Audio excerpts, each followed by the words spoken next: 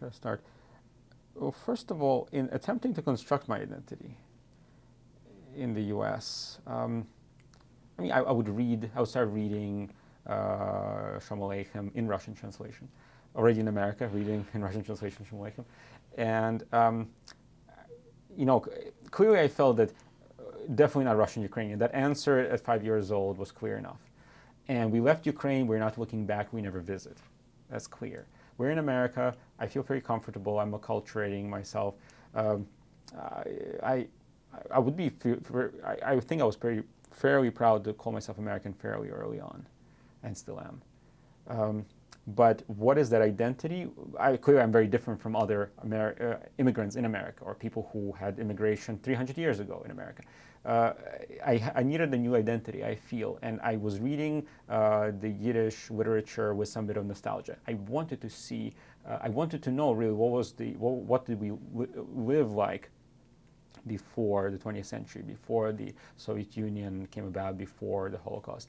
And I think part of it was the religious tension that instead of having this dissonance that I felt in school compared to life in the family, I thought that it wouldn't be magical to go back to just instantly. Sometimes I dreamt, like, can I spend one Shabbos with my great-grandparents?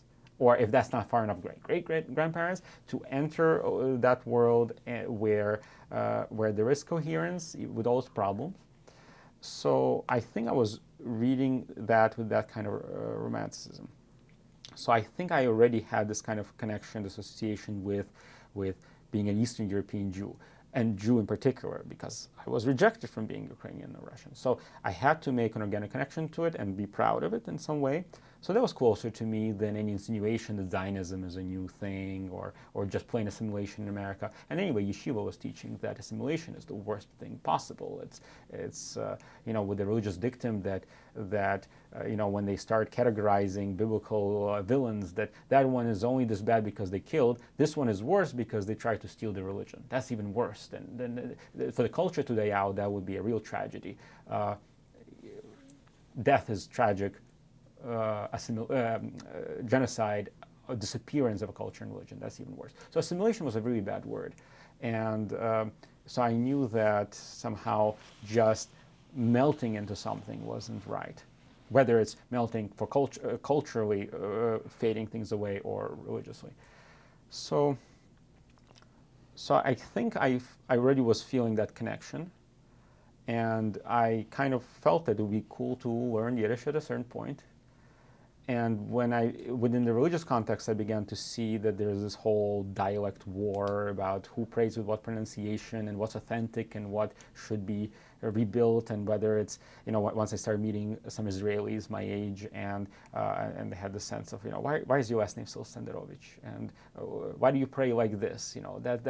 That's European influence. That's not authentic. The way they speak in the Middle East, the way Sephardim speak when they pronounce Hebrew for prayer, that is authentic.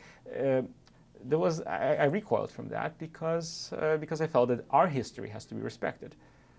The Jewish history is not the definition of a Jew was not sealed 2,000 years ago. It evolved and it has to be respected, and that is the new standard, at least for us. But Jews from other parts of the world be culturally different. So I recoiled against these kinds of assertions, and I felt kind of proud that this is who we are, and whatever, no matter how strange a pronunciation our Yiddish has compared to other forms of Yiddish, no matter how we do prayer compared to others, this is our way.